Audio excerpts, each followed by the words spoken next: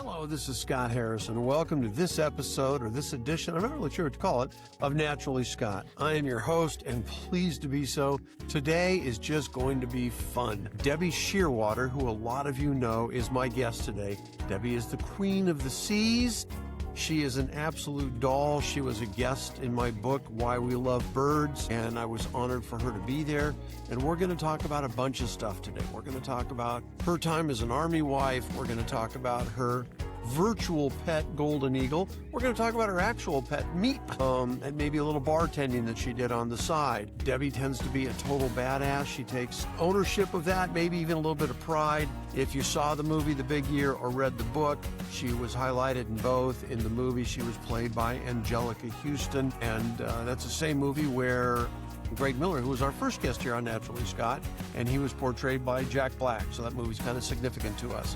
We're going to go back to 1976 when she did her first pelagic, life-changing trip out of Monterey, and we're going to talk about a new festival that Debi is going to launch next April of 2027. So there's plenty to talk about, plenty to learn, plenty to enjoy. Trips to Antarctica and Iceland, literally hundreds and hundreds of trips with thousands and thousands of people over 44 years off the California coast and almost everywhere else in the world where there are birds and mammals. So sit back, relax, maybe grab a drink, and enjoy some time while you meet Debi Shearwater. Have a great day. Thanks for being a part of this. How are you? Can you believe this? Look at us, technology. We're geniuses, you and I. Oh, maybe. So look at no maybes. We're good now. So that being the case, a couple of quick things, and then we'll go ahead and start it up. Hello and welcome to this episode of Naturally Scott. I'm your host, Scott Harris, and once again, we've got a great show for you today. Debi Shearwater is our guest. I've got a few questions for her. I'm sure she's going to have some great answers for us.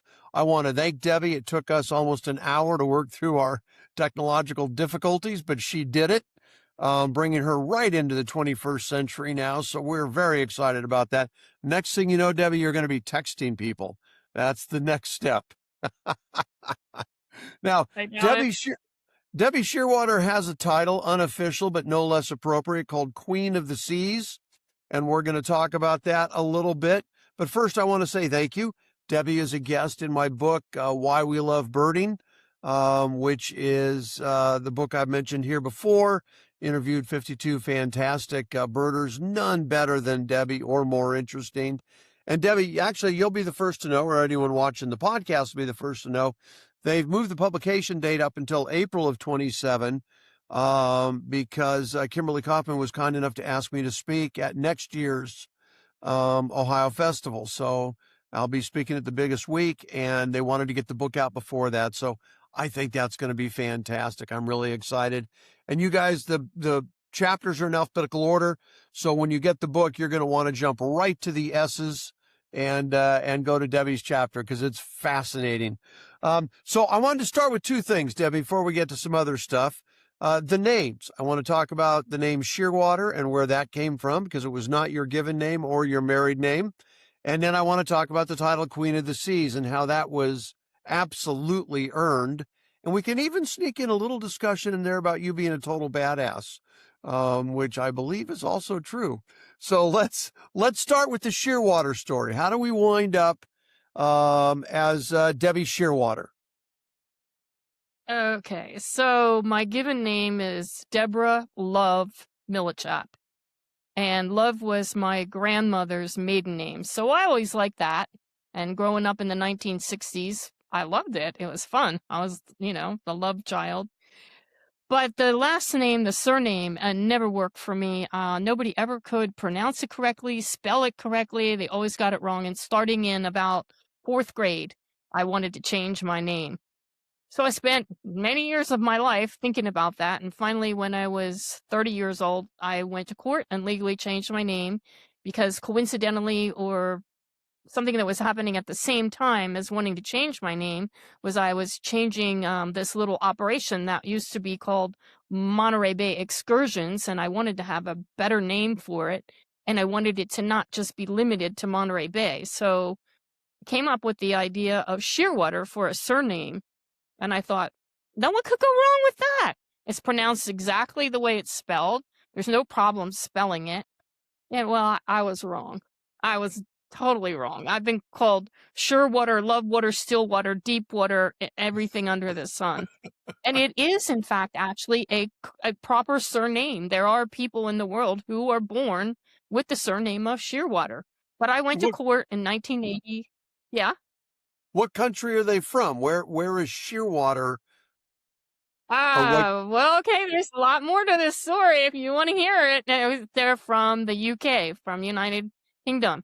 Okay. So one day I was on a ferry, or trying to get on a ferry to go from Algeciras, Spain to Morocco. And I met this guy, and he asked me all about, I was sitting in a car waiting. We were waiting in a long ferry line, hundreds of vehicles. Guy came up, started talking to me, asked me all these questions. And he said, Shearwater, that's from the Isle of Man. Well, the Isle of Man is where the Manx Shearwater breeds. And one of the first books that I ever read in my life was by Ron Lockley, and it was about banding Manx Shearwaters at the Isle of Man. So, and it turns out, and I didn't research it then, but later I did, and there are a lot of Millichaps, my maiden name, at the Isle of Man in Britain. So there was a whole thing about this with changing the name, but then I also named the business Shearwater Journeys, and that was it. It's history after that. It was a good decision. Well, congratulations. It's a name that stuck. It's certainly well renowned in the birding community. So tell us about Shearwater Journeys. Tell us, we're going to go back. We're going to go back to Army wife. We're going to go back to dental hygienist. We're going to talk a little bit about your past, but get us going right now on the pelagic trips and how that came to be, and how Shearwater Journeys and 40 years on the water came to be. Well, I think as a child, I was always interested in wildlife. I was always interested in boats, ships, boats, vessels of any sort. So, I sent you a picture of me standing in front of the USS Potomac, and I was only 3 or 4 years old at the time. So I think I had a fascination with boats from an early age. But I had a bigger fascination with birds once I started bird watching. And my beginning days of bird watching were in Texas. My first field guide was the Roger Torrey Peterson Texas Field Guide. And if you look at that book, which I still have, the plates on shearwaters were almost non-existent, and they were hand-drawn black and white sketches. So, of course, I wasn't going to see them in Texas, but I moved briefly to the East Coast and went on my first pelagic trip. And that was it. That first trip, I knew I was moving to Monterey, California.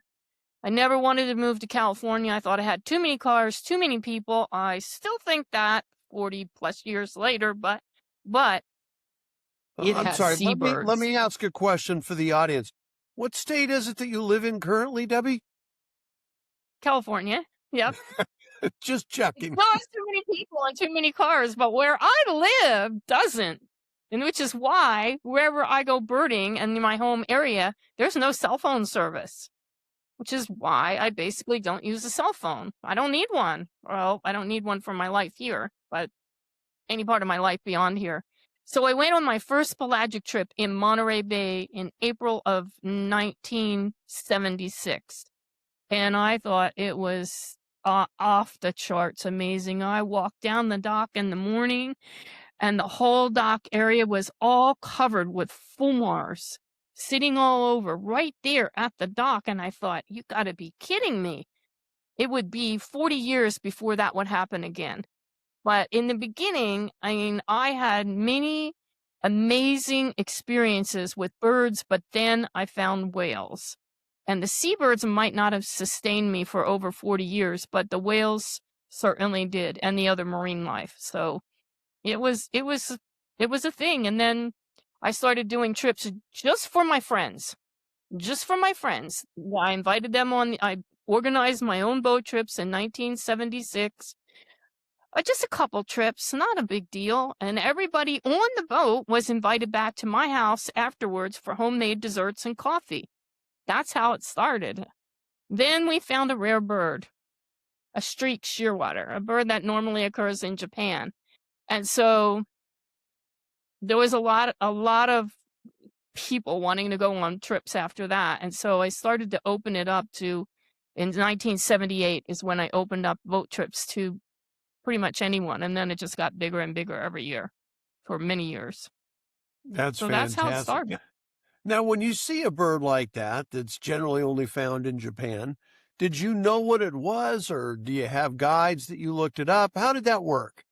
How did you determine that Wow. that's If what you it go was? back and Scott, if you go back and you look at what field guides were available for people to learn seabirds back in the late 1970s and even the early 1980s, it's pathetic. We did have, I always had leaders on my trips, probably at least several hundred over the years, and also chummers. Usually chummers were young people who couldn't afford to go, and they'd get a free trip for chumming. But the field guides it was Peter Harrison's Seabirds of the World field guide that really changed seabirding worldwide. That really made identification easier, but as we now know, a lot of seabirds are just not that easy to ID. So some of them you see at sea and you just have to let them go.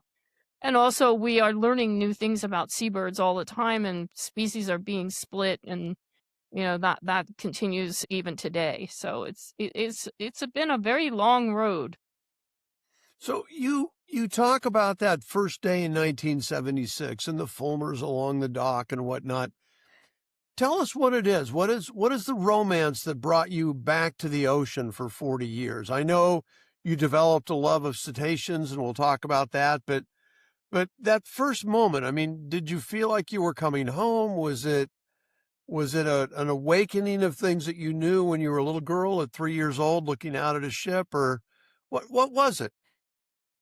I think it's something that's very deeply rooted in my life, and that I like wide open spaces with lots of wildlife and very few people. And that's what the ocean is. If you look at the ocean, I mean, a lot of people just look out there and they just see water. But that was never the case for me. Never. I mean, I could spot dolphins. I think, well, we clocked it at least once on one of my trips, and I spot dolphins, a herd of dolphins 3 miles away. Now, I'm not seeing individual dolphins at that distance. I'm seeing the whitewater that they're throwing up, and I knew that by the looks of it, that was a herd of dolphins. And we drove 3 miles, and we were with hundreds, if not a couple thousand dolphins. So it's just wide open places with lots of wildlife undisturbed and so few people. That's what I love. Does that describe the county you live in now? Yes, very much so. I mean, Is there that why are you more picked it? people here. No, I picked it because I wanted to buy a house and I could afford a house here, but not a house on the coast. And actually the climate, the weather here is much, much better. I love it. Do Really you? love it. Yeah. Now, Yep. and we're going to go back to the ocean. There's a lot to talk about on that, but you do love the county that you're in. And you have described it to me as maybe the most underbirded county in the area in which you live, as far as birds that have been counted, not birds that are there, but birds that have been seen have been counted. And you're working toward changing that and bringing a little awareness and a couple more birds onto a list there. Well, I call it the Lost County. I live in San Benito County, California. California has 58 counties, and all of the counties that border my county have lots of birders. They've been studied, they've been, documented. Whereas my county, it's kind of lost. It Why doesn't is that?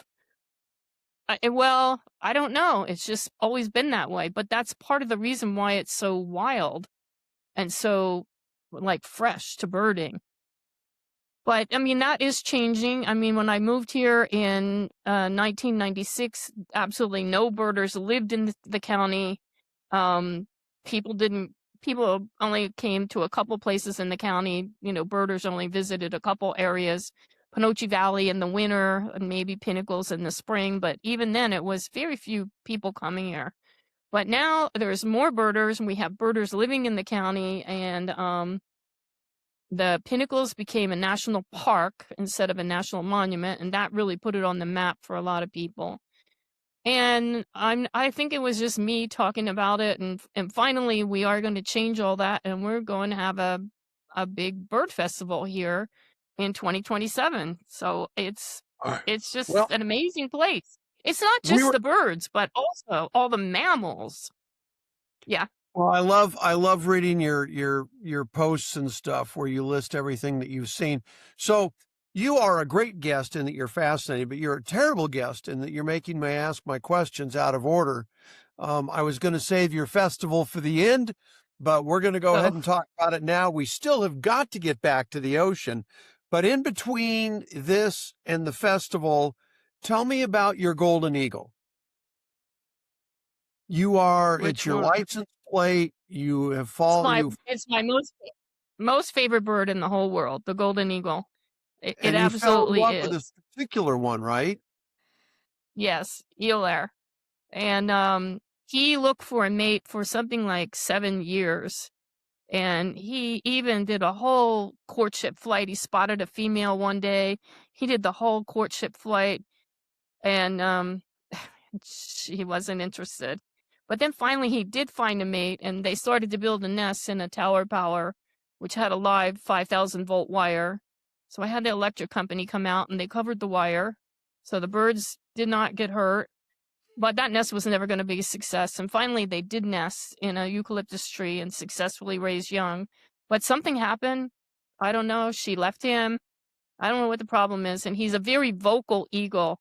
And now, as of January 2026, I have not seen him. So either he moved to another area or went somewhere. But my statement is, if you're birding in my home county and you don't see a golden eagle, you just haven't looked, because the Diablo Range runs through our county, and it has the highest concentration of golden eagles in the whole world. The whole world. Does it So, really? yep, yep, Year-round population? yep. Mm-hmm. And if you spend a day out there looking, you'll find one? Absolutely. If not half a dozen or more. Wow. That's a Mm-hmm. fairly well-kept secret. Okay, but Yeah. it's going to be less of a secret come next year, right? Well, with the You festival, yes. Yeah. Okay. Well, funny how we segued into that. Tell us about the festival. Tell us what got you going on that and what you're hoping to have happen during the festival and who's supposed to come and speak and exhibit and tour guide for you and everything. Tell us about it. Um, I met this lady about, I don't know, somewhere 15 to 20 years ago. Her name is Sally Calhoun. Her background is that she's a software engineer. Sally and her husband bought a ranch in my county, Piscinus Ranch, that was slated to be developed into 3,000 homes, a golf course, and all that goes with all that, schools, etc. Sally and People. her husband bought the property. They bought the Piscinus Ranch. And that is where we are going to hold this festival. It will be a completely unique festival in that the headquarters will not only be the ranch itself, the vendors will be housed in the event barn, a big barn that she has converted for events. We have a restaurant right on the ranch. Birding on the ranch itself is out of this world. It's just great. Lawrence's goldfinches will be nesting in April of next year. Grasshopper sparrows nest on the ranch. There's all the California birds you want. The tricolored blackbirds have had 3 colonies on the ranch last year. Yellow-billed magpies, all of the California specialty birds, including and especially California condors. The condors are now seen easily pretty far out from Pinnacles itself, including on the ranch, on the ground, on Piscinus Ranch. We do have some overnight facilities for people to stay at the ranch, but we're expecting 300 people. So we won't be able to house everybody at the ranch, but we have some newer motels right in town that are very nice, 15 minutes from the ranch. So I don't know who all the vendors will be yet, but Sally will be speaking the first night. I'll be speaking the second night. We will have a pelagic trip. Yes, I will be on it. And our main guest speaker will be Ken Kaufman on Saturday night. He is coming to speak in the horse barn, which will be converted into our keynote speaker event place right on the ranch. And there'll be barn owls flying around at night. I mean, we have tons of barn owls. It's just a very wildlife rich place. In addition to all the birds, so there's badgers, coyotes, gray foxes, a mountain lion now and then, and all the specialties of the area. So that's the festival in a nutshell. How many days? It's April 20th to the 25th. Is actually every day there's something. The pelagic trip will be on the 20th. Is there a website yet? Is there an official name? I want to throw some information up on the screen, and obviously as we get closer to next year, I'm going to want to help you promote it. Thank you very much. Yeah, we have a landing page right now. If anyone just Googles, the name of the festival is the Fault Line Birding Festival. The San Andreas Fault runs straight through the Piscinas Ranch and Hollister, the city of Hollister. I mean, we literally have earthquakes every other day, at least. We don't feel most of them. They're nothing. But it's the Fault Line Birding Festival. If anyone Googles that, they should get our landing page. We are about to have a major event in April where I am inviting lots of photographers to come to the ranch. We're putting them up overnight, and they're going to go out and get all the photographs we need for our new website. The new website will be up in June.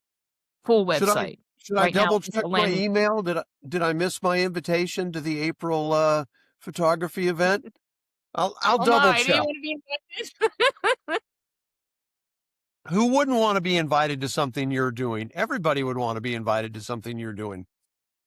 It's going to be amazing. Really. I imagine that it will, and I hope that I'm able to make it. And actually, the book that you're in, Why We Love Birds, is going to be released next year in April.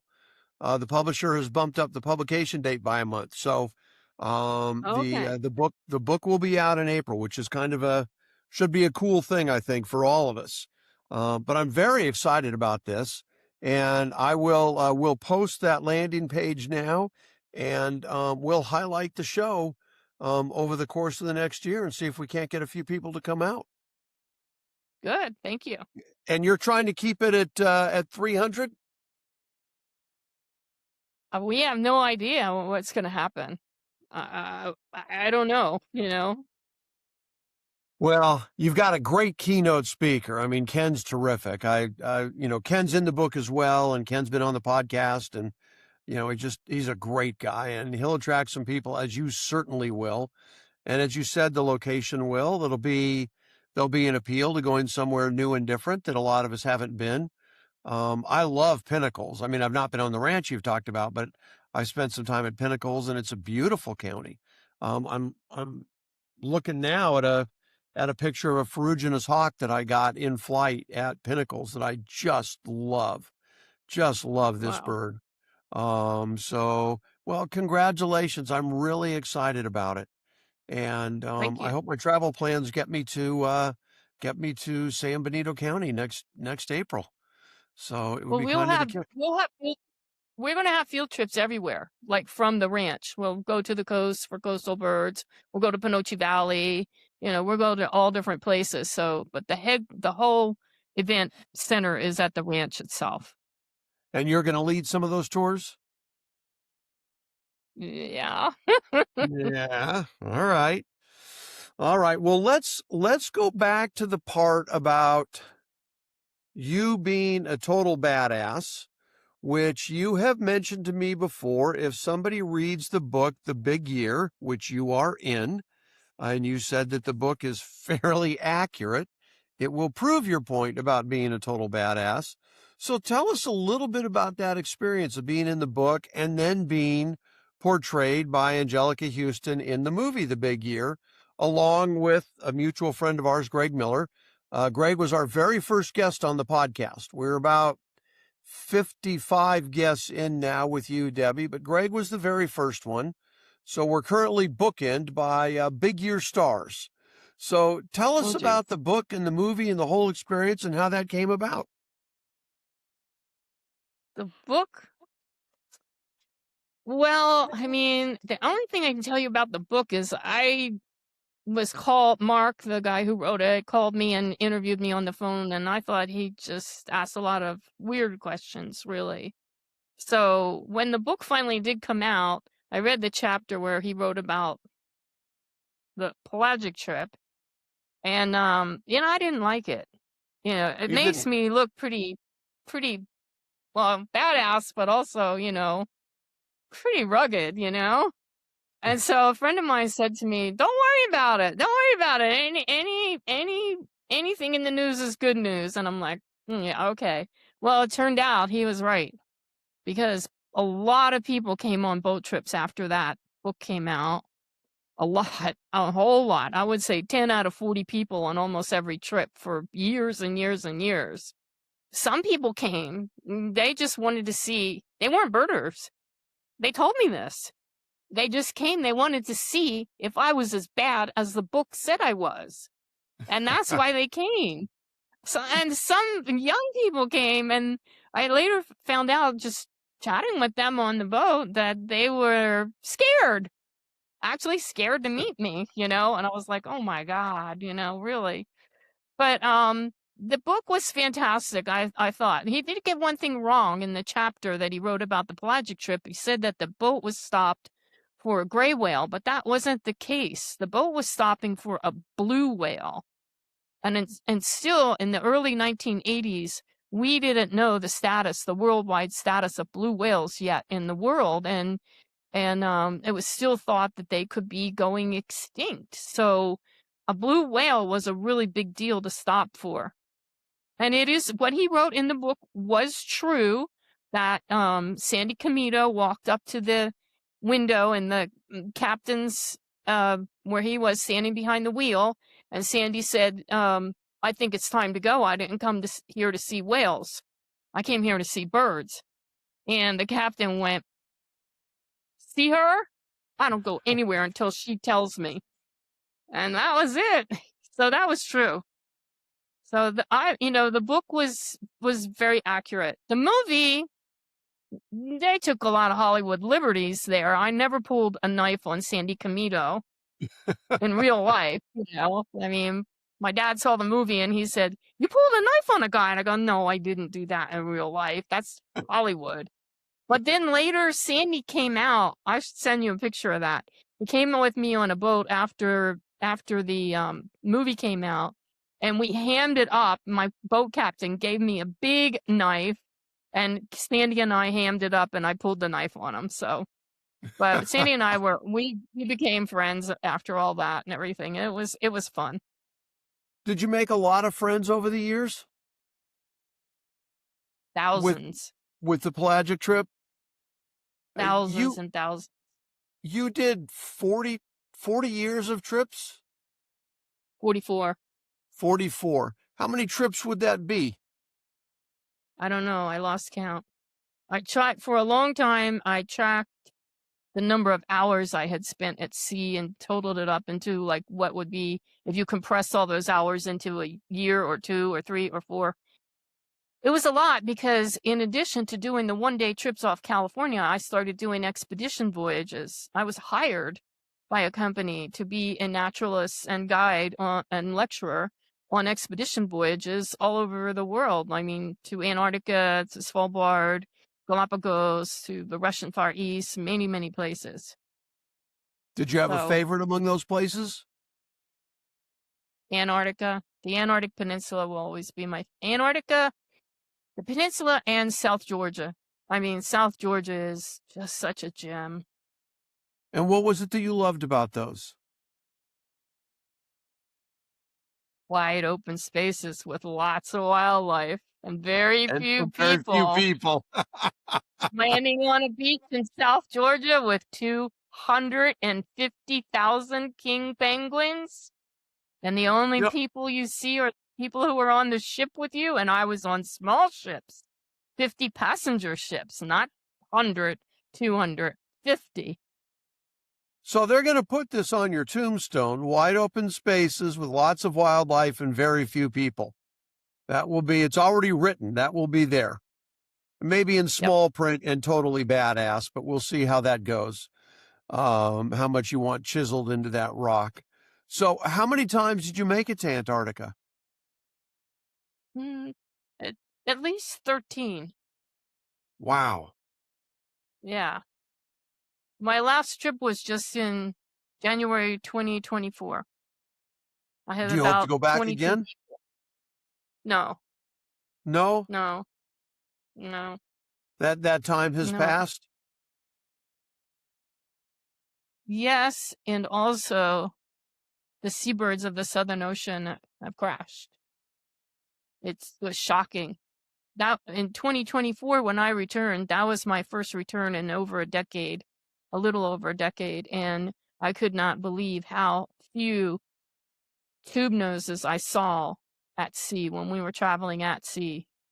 And it's dramatic. It's extremely dramatic.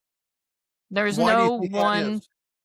Yeah, there's no one thing we can point to and say it's because of this, it's because of overfishing krill, or it's because of this or this or this. No, there's no one particular thing that anyone can agree on, is the one thing. So, but they're gone. There's a lot of birds gone. Millions of birds are gone. The same thing happened in the high Arctic, and we were easily seeing that. You went to all these fantastic breeding cliffs where you would have kittiwakes and fulmars and all sitting on the cliffs, and they should have been sitting on eggs, or they should have had hatched young, and they had nothing. So I didn't realize the same thing was happening in the Southern Ocean, that it was disappearing. It's gone. I mean, yeah, you will still see birds if you go there, and you'll definitely still see penguins on the landings. But as far as hours and hours and hours of looking for birds where there used to be so many, it's very sad. And what a Seabirds. part, go ahead. Well, I wanted to say one more thing. As a group of birds, there is no other group of birds in the world that is more threatened than seabirds. And I'm talking about shearwaters, albatrosses, storm petrels, the owlsits. I'm talking about the true seabirds. No other group of birds is more threatened. And yet, most people don't see them because most people don't go on the ocean. And what you don't see and what you don't know, birds you don't know, you're not likely to try to fight for them. So it's a big deal. But you don't have any definitive answers on why you think there's been this dramatic reduction. No. It could Huh. be a lot of things. It could be overharvesting krill, but it also could be that the return of the great whales in the Southern Ocean, and the whales are competitors that also feed on krill. I don't know. I mean, it's too huge of a problem for one solution. Wow. Okay. All right. Well, let's shift. You mentioned the great whales, and you earlier mentioned whales, and I know you are a giant fan of cetaceans and specifically whales. So tell us where that love developed and how you nurtured it and where it is now. Do you have favorite whales, favorite oceans, favorite stories? Tell us about whales, Debbie. September 1976. I was invited on a private pelagic trip out of Monterey. Only 5 of us were on board. The night prior, no field guides. There is nothing available. How do you learn to identify a whale at sea? There is nothing available in print. There is an old NOAA publication, 444, that shows all these black and white photos of dead whales on the beach. And that's how I learned how to identify whales, by Robert L. Pittman. And we go on this boat trip, just the 5 of us, in September, and a whale shows up. And it's a blue whale. The first whale I ever saw in my life was a blue whale, the largest animal that's ever lived on Earth, bigger than any dinosaurs. A heart the size of a Volkswagen Bug. An aorta big enough for a small child to crawl through. So I go on. Yes, you should. Majestic animal. Unbelievable. And the 5 of us had nothing to say. We were silent. And one of my friends who was there that day, he recently completed an old eBird checklist from that day, and he wrote about that whale. And he said it was as if we all had a religious experience. So that was my first whale, and everything was incredible after that. I got lucky on a lot of things. I did things people said I shouldn't do, like I ran a winter trip because I asked when would be the best time to see a lace-on albatross, and everybody said winter, because back then we didn't have the albatross colonies in Mexico, the lace-on albatross colonies. So I ran a winter trip, and now everyone told me, but winter, who wants to go out there in winter? You shouldn't go do a winter trip. Well, I did a winter trip, and we saw sperm whales, my captain and I. We were very far offshore, and they dove. And he said, okay, looked at his watch, and he said, your time's up. We have to turn around and go back now, or you can wait for these sperm whales to come up, which could take 40 minutes or more. But that's it. You can't do anything else. You can't look for a lace-on albatross. I said, we're going to wait for those whales to come up. We're not going to tell everybody that's what we're doing. They'll figure it out, and they'll get mad at me. But we're going to wait for those sperm whales to come up. So, yeah, I made the boat sit there and wait. Meanwhile, we were chumming, and all the birds that were following us in the back of the boat sat down in our wake. And one guy who had his girlfriend there, who was not a birder, she, after a few minutes, said, okay, so what is that really weird-looking gull in the back of the boat? And it was lace-on albatross sitting amongst all the gulls. So these were hardcore birders, and I said, okay, I know you all got mad at me for saying we're going to sit here and wait for these whales to come up, but we would have never seen that lace-on albatross that was following us for God knows how long if we hadn't stopped and waited for the birds to come in. It taught me a big lesson. When you go walking through the woods, you stop and listen.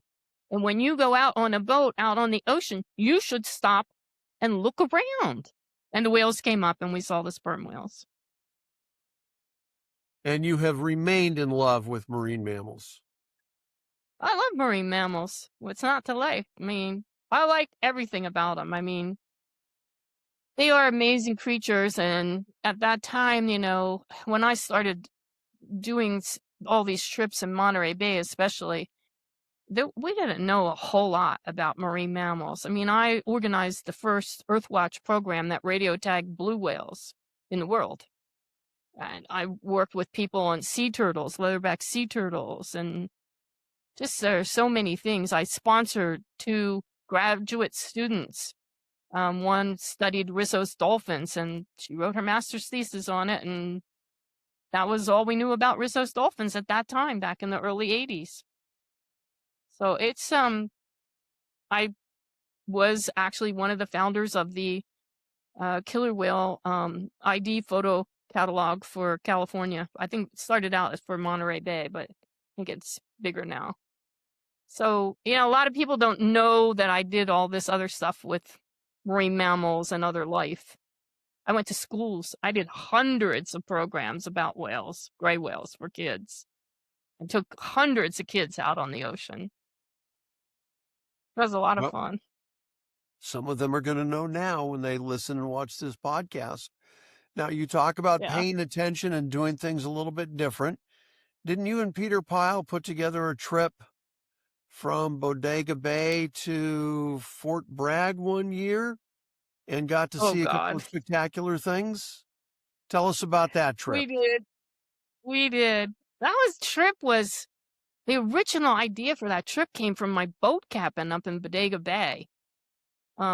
And he said, what about doing a night? So I went to the back of the boat. Peter was on the boat with me that day. I said, hey, he's saying, let's do this trip. And Peter's like, yeah, let's do it. And I'm like, okay. We got it all organized. And it was the end of August. I forget the year. Other birders will remember. But we had 5 leaders and a sold out boat. And the idea was we were going to go leave Bodega Bay at 5:30 in the morning, go offshore as far as we could, hoping to see Cook's petrels or something like that. There was still like mythical birds in those days, and end up at Fort Bragg, get off the boat. Little did we know, we had to walk up, little did I know, we had to walk up this really steep embankment, and then we stayed in a hotel. So we didn't stay on the boat. There was no overnight facilities on the boat. That wasn't possible. So we walk up the hill to stay at this motel. Well, some very good friends of mine and very good seabirders from Arkansas were late that morning. And I waited an hour for them, with everyone standing on the boat and everyone getting pissed off at me, if not overtly saying something, but under their breath at least. And finally, Max and Helen arrived, and the boat took off, and people were saying, man, they must be really important people that she waited for them, because she doesn't wait for anybody, which is true. Have left leaders behind who were late. And it was terrible. The seas were terrible. We couldn't get offshore. It was horrible. And my favorite deckhand, Vince Orsini, was with me, and he had asked me if I wanted to bring live bait. Live bait means anchovies, live anchovies in the bait tank, swimming around in there. And I go, yeah, because that meant if we saw albacore, we're going to throw a line out and try and catch an albacore tuna. And so I did fish on several of my trips, whenever we could, for albacore, my favorite fish. And so we get out there, and 5 leaders, I think 4 of them were seasick or sick. And I walked to the back of the boat, and my friend Jim Danzebaker was standing there. He was a leader, and he yelled, "Blazon albatross." Well, that wouldn't be such a big deal. But in flies this hulking, big albatross. And it ended up being the first record of a white-capped albatross for North America. And not only did we get lots of photos, which absolutely you needed photos in those days, and you still do today for the California Records Committee, but we also got video recording, sound recording of it. It flew in, landed behind the boat, and I yelled at Vince, "Throw those anchovies, throw those live anchovies." And he did. He tossed over anchovies, and that albatross went motoring, made a wake in front of its breast as it was motoring in to get those anchovies and keep the other albatrosses away. It was unbelievable. It was a totally unbelievable trip. And a bird you probably wouldn't have seen if you'd left on time. That's the whole thing. I told people later, look, if we wouldn't be where we were when we were if I hadn't waited for Max and Helen. And, it worked out. It just worked out. Well, thank you, Max and Helen. All right, so let's back up a little bit. We're going to back up to a little house sparrow named Meep, your brother Scott, and I believe at the time you fed a little whiskey to Meep at some point. So I think the readers are going to be, or the listeners are going to be curious about that. So tell us about Meep. Well, so I was a very young girl in my early 20s, and no, I think I wasn't even 20 years old yet. Had a husband in Vietnam flying gunship helicopters. And my brother, like, little boys do, he was probably 6 or 7 years old at the time, found this little bird that had fallen out of a nest in a street lamp, brought it home, put it in a shoebox, put it in the cellar. And then later that night, I heard it cheeping. And so I brought the box upstairs, and I'm like, well, what should we do with this? My mom said, you were not I'll give it a shot of whiskey. You were not a birder at the time, right? No. But no, she's like, give it a shot of whiskey. So you were a bartender, but not a birder? No, I wanted to be a bartender one time in my life. And we gave it a shot of whiskey, and the little thing would take a step and fall sideways, and then take another step and fall the other sideways. So then we ended up, it lived through the night, which they rarely did.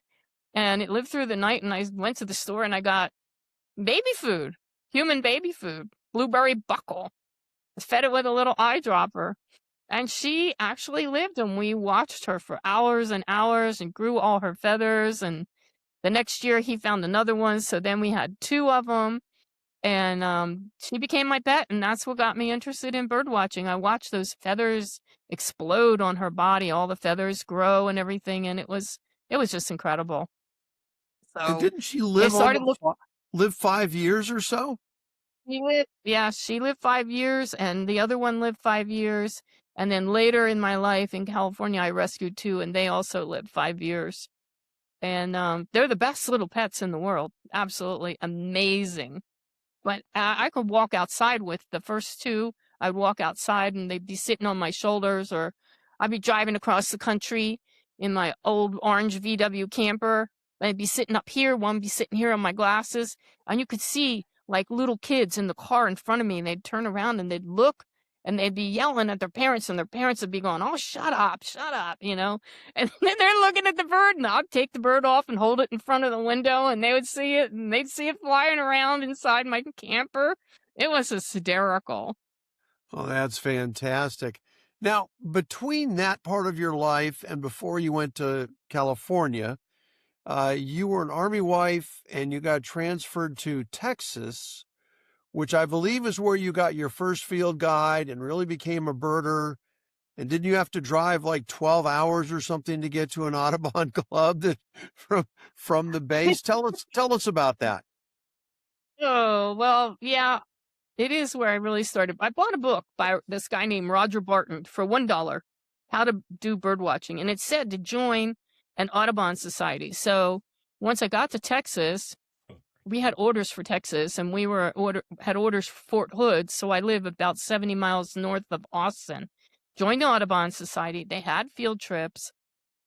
So I thought, I'll just drive down and meet them at their location, but I missed them. So in the fog, I had to drive another hour or so. And I finally found them.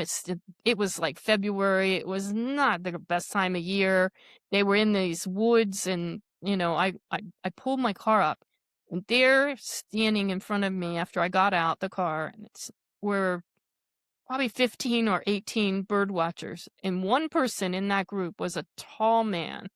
And he came walking towards me with a big smile on his face and his hand outstretched and welcomed me to the group. And his name was Ed Kutak.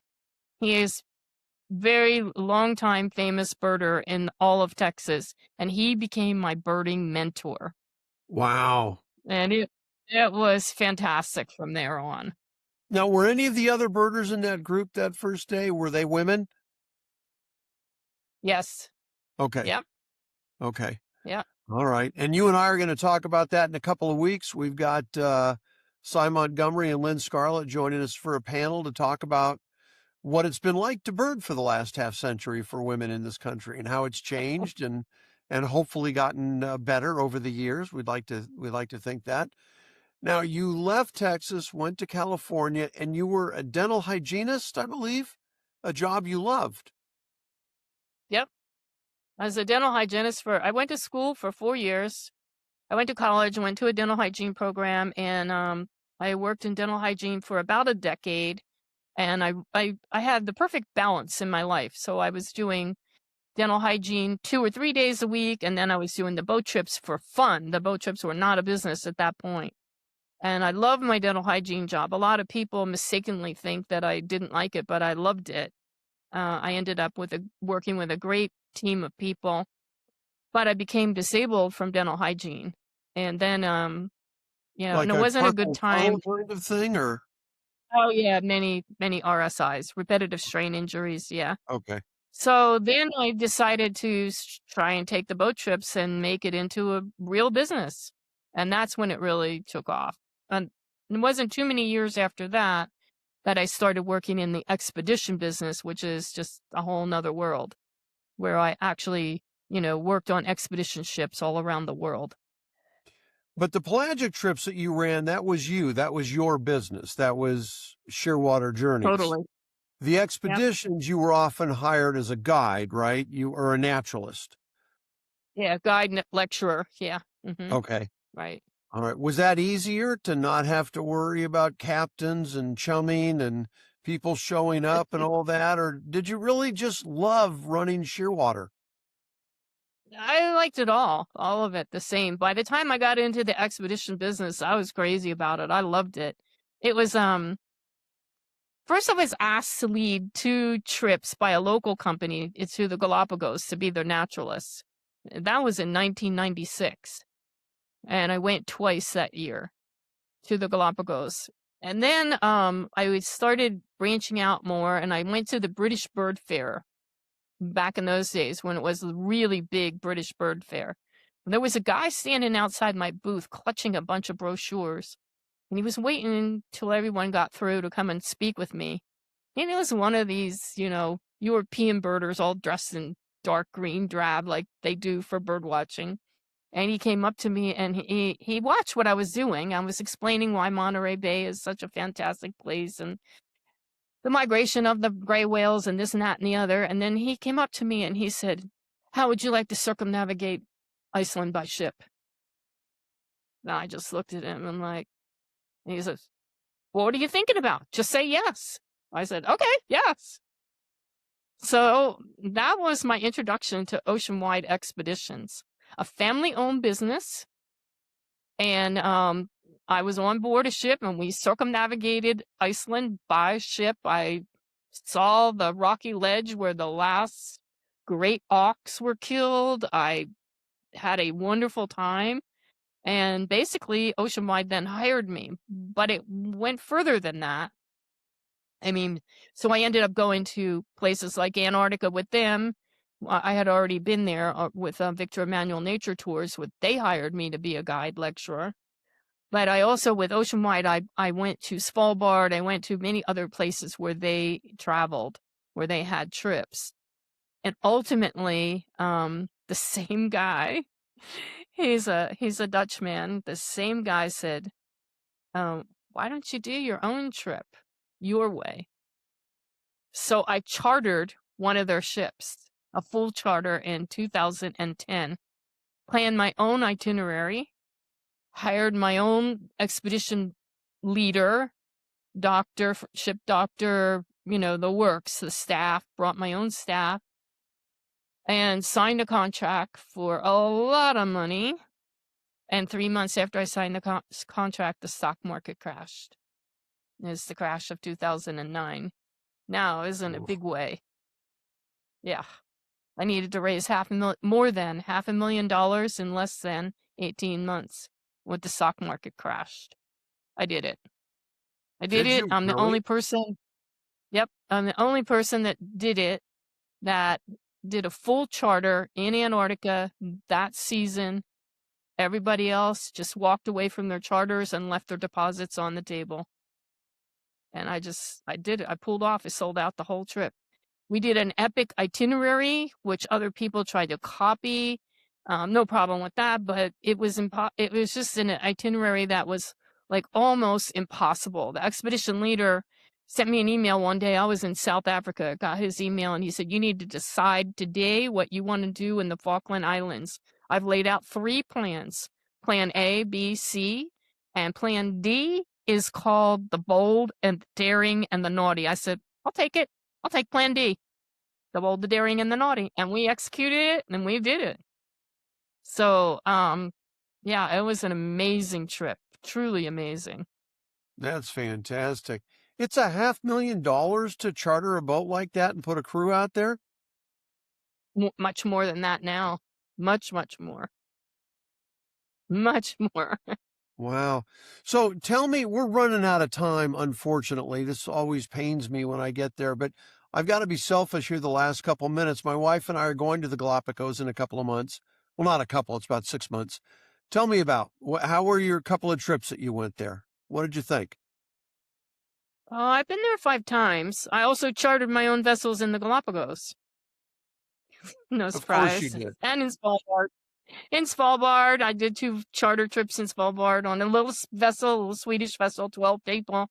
Galapagos, I hope you're going on one of the small yachts with only 16 people. It's not that. I think it's 40 people. It's National Geographic, one of their vessels. So it's certainly relatively small. Yeah, it's too many people for me in the Galapagos. But Too many a people lot of for you people, anywhere. yes, true. But that is too many people for me on a ship, really.